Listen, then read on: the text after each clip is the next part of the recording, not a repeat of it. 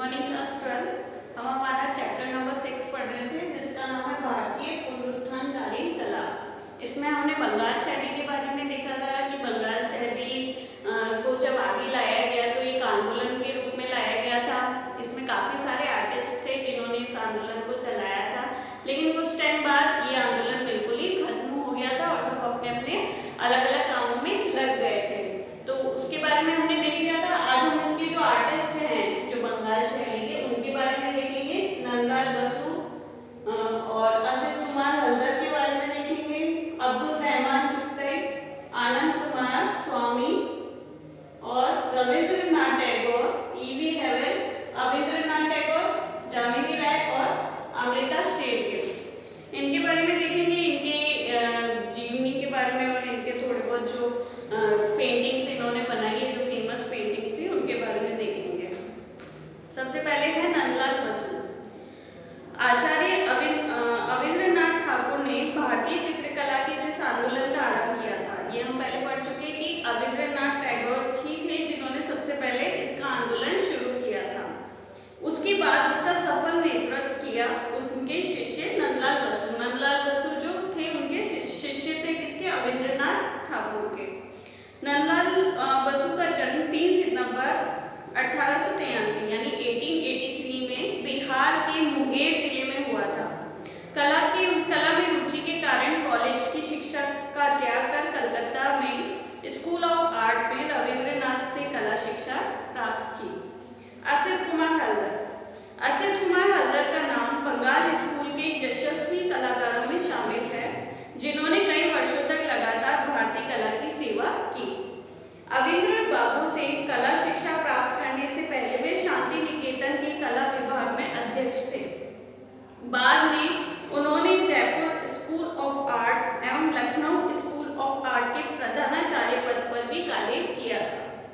हल्दर के आरंभिक चित्रों में सरस्वती एवं महाकाली प्रमुख है। दो फेमस इनकी पेंटिंग है, एक तो सरस्वती और महाकाली।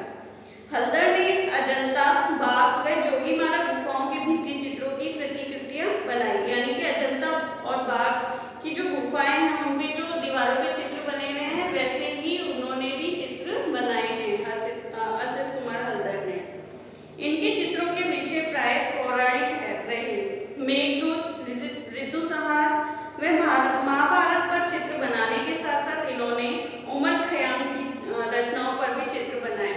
उनके चित्रों में रेखा, रंग, विधान, मुद्रा अंकन, संयोजन आदि सभी में मधुरता है। प्रकाश और लय, पुराण, अकबर, वेद का अध्ययन आदि इनके उल्लेखनीय चित्र है। जो ग्रंथ हुआ करते थे पहले के, उन्हीं पे ही इन्होंने चित्र बनाए। M.A. रहमान चुगताई। अब मोहम्मद अब्दुल रहमान चुगताई का जन्म 21 सितंबर 1897 में हुआ था और ये मुगल कलाकार परिवार में हुआ था। उनके पूर्वज अहमद मुगल शासक जहांगीर के प्रधान वास्तुशिल्पकार थे। उनके जो पूर्वज थे उनके फैमिली में ही जो थे अहमद, वो जहांगीर के शासनकाल के समय थे और मेन जो वास्तुशिल्पकार थे वो। चुगताई ख्याति प्राप्त प्रतिभा संपन्न पुनर्जागरण काल के कलाकारों में से एक विशिष्ट चित्रकार रहे। भावनात्मक एवं सौंदर्य दृष्टि से उनके चित्रों का विशेष महत्व है। पशु अंकन, मुद्राओं, प्राकृतिक पृष्ठभूमियों की चित्रांकन शैलियों को देखते हुए कुछ विद्वान उनकी कलम को पर्शियन मुगल, यानी कि उनकी जो शैली थी, जो स्टाइल वो यूज करते थे, उसको पर्शियन और मुगल दोनों ही कहा जाता था। कुछ विद्वान ईरानी मुगल कला के नाम से संबोधित करते हैं। चुगताई ने हिंदू, धार्मिक, पौराणिक आख्यानों के अनेक चित्र बनाए हैं। आनंद कुमार स्वामी। आनंद कुमार स्वामी का जन्म 1877 में हुआ था। कोलंबो, श्रीलंका में हुआ था। उनके पिता तमिल थे जो श्रीलंका में जाकर बस गए थे। वह एक बैरिस्टर थे। उन्होंने एक अंग्रेज महिला से विवाह किया। आनंद कुमार स्वामी के जन्म के कुछ समय बाद ही उनके पिता की मृत्यु हो गई थी। उनकी मां उन्हें लेकर इंग्लैंड चली गई, जहां आनंद कुमार स्वामी की शिक्षा दीक्षा हुई। शिक्षा समाप्त कर आनंद कुमार स्वामी श्रीलंका के एक अधिकारी बन गए थे और कोलंबो में ही नियुक्त हो गए थे, जहां उन्होंने भारतीय कला व दर्शन के प्रति रुचि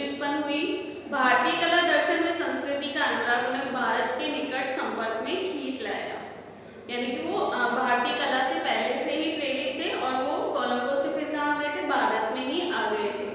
उन्होंने भारतीय संस्कृति, कला और दर्शन के विषय में अनेक ग्रंथ लिखे एवं धीरे धीरे वे भारतीय कला के अच्छे मतलब सबसे उत्कृष्ट विवेचक के रूप में संसार भर में विख्यात हो गए। ईवी हेवल। आधुनिक भारतीय कला के इतिहास में श्री ईवी हेवल का अपना एक विशिष्ट स्थान है। उन्होंने भारतीय कला के सैद्धांतिक पक्ष को सरल, स्पष्ट तथा तथ्यात्मक रूप में प्रस्तुत किया। ईवी हेवल ने भारतीय स्थापत्य कला, मूर्तिकला एवं चित्रकला के तकनीकों, पक्षों, प्रतीकों, निर्माण प्रक्रिया एवं रचना पद्धति पर विस्तार से अपने विचार प्रस्तुत किए। पुस्तक में मुगल शैली के संदर्भ में आबिना से जरक तक की प्रक्रिया यानी कि लघु चित्र बनाना, जो मिनिएचर बनाए जाते थे उसके बनाने की भी जो विधि थी वो सब भी बताया उन्होंने, एवं उपयोग में लिए गए कागजों, वसली, कौन से कागज, वसली जो कागज थे आदि की विस्तृत व्याख्या की, जो वर्तमान में भी कला शिक्षकों, विद्यार्थियों एवं विद्वानों के लिए बहुत ही आवश्यक है। रविन्द्रनाथ ठाकुर। आधुनिक भारतीय चित्रकला के क्षेत्र में रविन्द्रनाथ ठाकुर का जन्म महत्वपूर्ण माना जाता है। रविन्द्रनाथ ठाकुर एक अच्छे लेखक, कवि, संगीतज्ञ, दार्शनिक होने के साथ साथ एक अच्छे कलाकार भी थे, यानी उनमें काफी सारी क्वालिटीज थी। उन्होंने अपनी वृद्धावस्था की ओर बढ़ते हुए लगभग 67 वर्ष की आयु में चित्र बनाने की शुरुआत की, यानी कि जब वो 67 इयर्स के हुए थे तब उन्होंने पेंटिंग करना शुरू किया था। उनके चित्रण का आरंभ उनके लेखन से हुआ। अपने लेखों एवं कविताओं में अनावश्यक शब्दों की काट-छांट करते समय उन्होंने उन्हें आकार देते हुए काल्पनिक रूपों में परिवर्तित कर दिया और आकार सृजन में आनंद आने पर चित्र बनाने आरंभ कर दिए। कुछ ही वर्षों में लगभग 3000 चित्र बना लिए थे, यानी कि 67 उनकी जब एज हुई थी तब तो उन्होंने पेंटिंग करना शुरू किया था और कुछ ही समय में उन्होंने 3000 चित्र बना लिए थे। रविन्द्रनाथ ने कभी कला की पारंपरिक शिक्षा प्राप्त नहीं की थी, यानी कि उन्होंने कभी भी इसकी ट्रेनिंग नहीं ली थी, अतः उनकी कला सहज एवं नियमों से परे थी, यानी कि जो भी हम रूल्स फॉलो करते हैं पेंटिंग बनाने के लिए वो उनकी पेंटिंग में कहीं भी दिखाई नहीं देते थे, क्योंकि उन्होंने कभी सीखी नहीं थी। उनके मन में जो कल्पना के आधार पर वो चित्रों का निर्माण करते थे। उन्होंने भारतीय कलाकारों को स्वतंत्र व स्वच्छंद शैली में चित्रण करना सिखाया, यानी कि उनसे लोग यही सीखे हैं कि आप कितना अच्छा सोच सकते हो और उस अकॉर्डिंग कैसे चित्र बनाते हो, ये सब उन्होंने ही सिखाया। अविन्द्रनाथ ठाकुर 1817 में जन्माष्टमी के दिन बंगाल में जोरासांको के प्रसिद्ध ठाकुर परिवार में एक नवीन दैदीप्यमान नक्षत्र का उदय हुआ, जिसे अविन्द्रनाथ नाम दिया गया। आरंभिक शिक्षा विद्यालय में ग्रहण करने के बाद घर पर ही उन्होंने संस्कृत, फारसी आदि भाषाओं का ज्ञान प्राप्त किया व साथ साथ संगीत की भी शिक्षा ग्रहण की। उनके पिता श्री गुणेंद्र नाथ व दादा गिरेंद्र नाथ की व चाचाओं ज्योतिन्द्र व रविंद्र आदि सभी के साथ इन्होंने साहित्य, संगीत व कला को सहज रूपों में ग्रहण किया। पिता व दादा एक अच्छे कलाकार थे, अतः उनके निर्देशन में उन्होंने चित्र बनाना भी प्रारंभ कर दिया था। जिस समय अविन्द्रनाथ ने चित्रकला के क्षेत्र में प्रवेश किया, उन दिनों अधिकांशतः भारतीय चित्रकार यूरोपियन शैली में कार्य कर रहे थे, यानी कि जब इन्होंने पेंटिंग करना सीखा था अविन्द्रनाथ ठाकुर ने, तो उस टाइम जो स्टाइल चल रहा था यूरोपियन स्टाइल यूज की जाती थी पेंटिंग बनाने के लिए। अतः अविन्द्रनाथ बाबू ने भी इटालियन कलाकार श्री गिलहार्डी व ब्रिटिश कलाकार श्री पामर से कला की विधिवत शिक्षा ग्रहण की एवं यूरोपीय शैली में चित्र बनाए। उनके जो चित्र देखे जाते हैं अविन्द्रनाथ ठाकुर के, वो यूरोपियन स्टाइल के ही बने हुए हैं। उनके आरंभिक चित्र पेन व स्याही से बने रेखा चित्र, व्यक्ति चित्र व दृश्य चित्र हैं, यानी कि उन्होंने कुछ पोर्ट्रेट बनाई थी और कुछ लाइफ स्टडी के चित्र बनाए थे। अविन्द्रनाथ ठाकुर की पुस्तक चित्रांगदा पर आधारित चित्र इनके आरंभिक चित्र है। अविन्द्रनाथ ठाकुर ने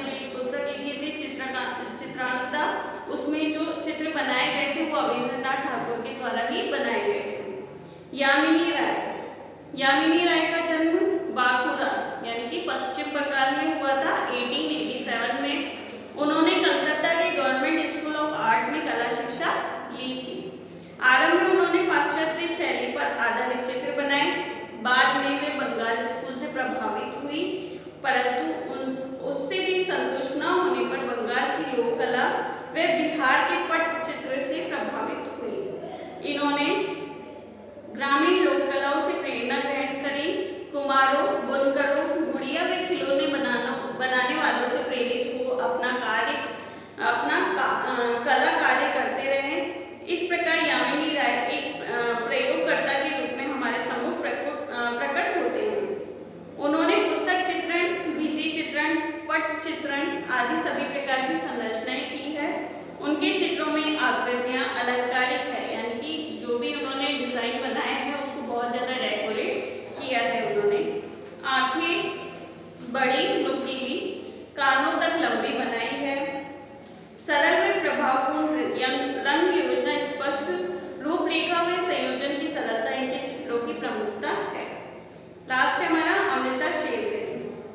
अमृता के प्रमुख चित्रों में दक्षिण भारतीय ग्रामीण, पहाड़ी स्त्रियां, वधू का श्रृंगार, ब्रह्मचारी, तीन बहनें, केले बेचने वाली, हल्दी पीसने वाली, कथावाचक व लाल मिट्टी का हाथी आदि विशिष्ट है।